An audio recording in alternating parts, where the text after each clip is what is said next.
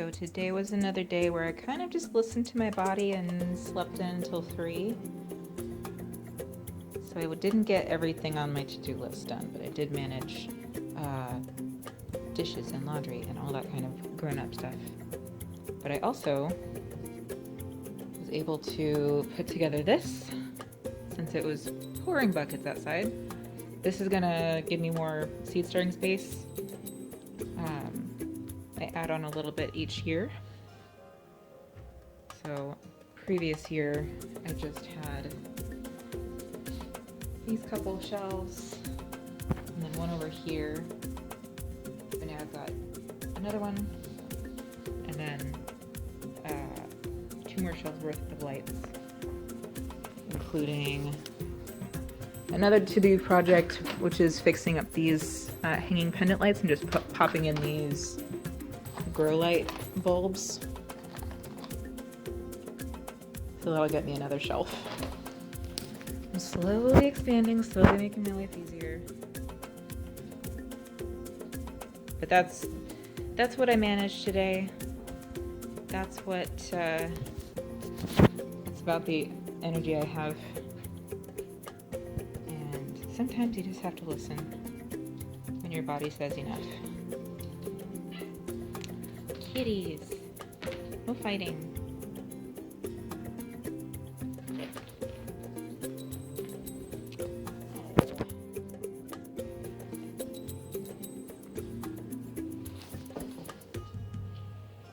Also, I am extremely pleased with how these tulips turned out. They didn't have any of the straight purple ones at the tulip fair, so I got these variegated ones, and they were very closed up in the beginning, but they have just opened up in some water and the occasional sunshine. So as a reward for kind of getting all of my chores done, I'm feeling like a single-serving chocolate chip microwave oven situation, which I think I showed in the 2020 VEDA, but it feels like a good moment. It feels good on the palate. We're gonna do it again. So first step, and it's a little sad that I have this memorized just because I do it so often, is 2 tablespoons of butter, ideally softened. This is fairly soft enough, but not enough to like cream the mixture with. So these are gonna go in microwave for like a couple seconds just to get them softened up a little bit more.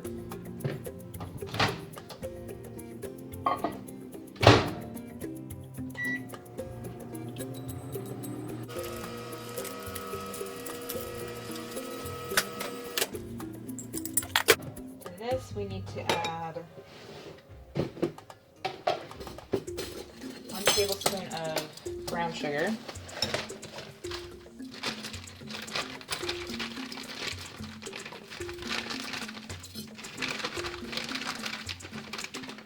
Which, if I feel like I've cut the butter a little over, I go for like a heaping brown sugar. There you go. And it usually doesn't hurt the mixture too badly. This recipe is pretty forgiving. Like, it works if I have the creamed butter or the room temp soft butter, and it works if I have melted butter. I think if this was actual cookies, it would probably really affect it because they need to be cold on the cookie sheet and then not like spread out crazy, but this is in a bowl. It's more of a cake than a cookie, but you know.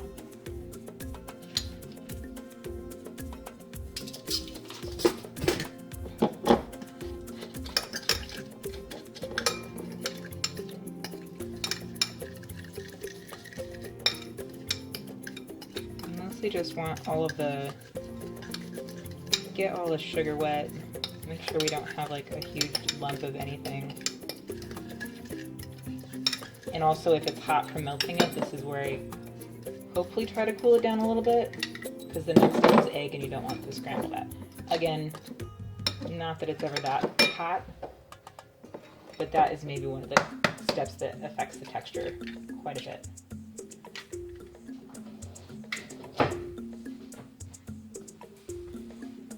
there's our 1 egg. And then I have forgotten the measurement for vanilla. I just put like a good glug because you can't ever have too much vanilla. There you go. You don't want it to be too wet, like you don't want it to be a contributing element of moisture, but we do want it to be a contributing element of flavor, so never forget the vanilla. We just want to get that all incorporated. Not all of the sugar will be dissolved at this point, so it'll feel a little grainy, but everything will be fine. So we're done with sugar. Flour, we need 1/3 cup, which I always have in here, my 1/3 cup measurement.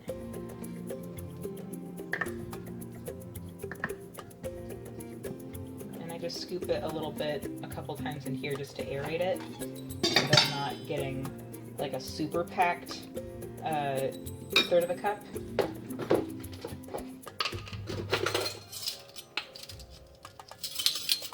And then baking powder is 1/4 teaspoon. That goes straight in. And then last is a pinch of salt. That might be a little heavy, but we are pairing it with a darker chocolate, so that'll be fine.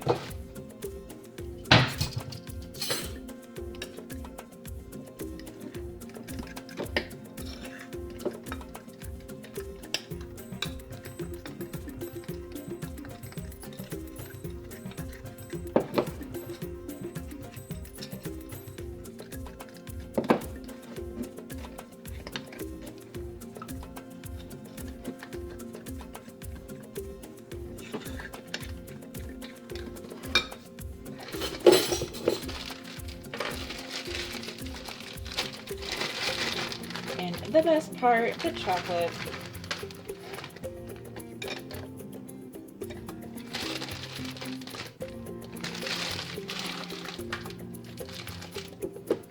You can tell I do this a lot because all of my ingredients are in one place.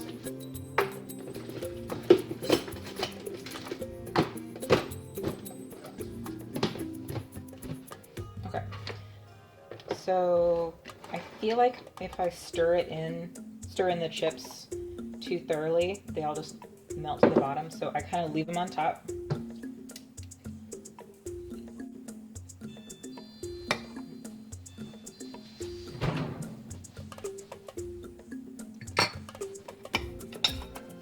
then I scrape down the side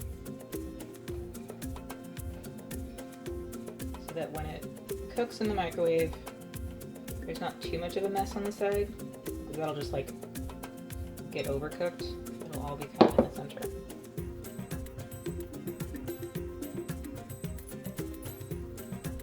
And then 1 minute, 30 seconds on high, I guess. I've never in my life changed the intensity setting on a microwave, so whatever setting your microwave is set for.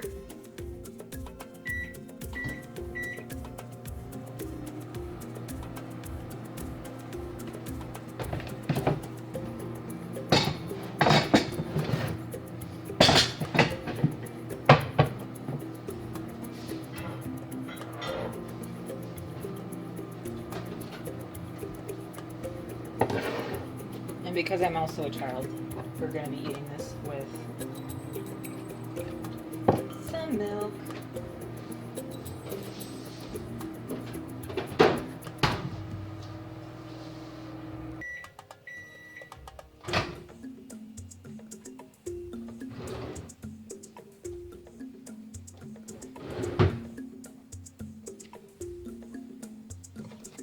And this is what we got, y'all.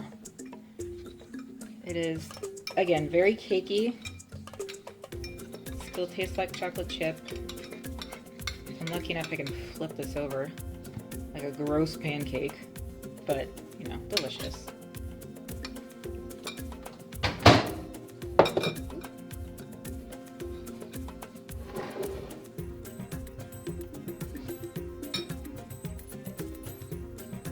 Oh, a little hot.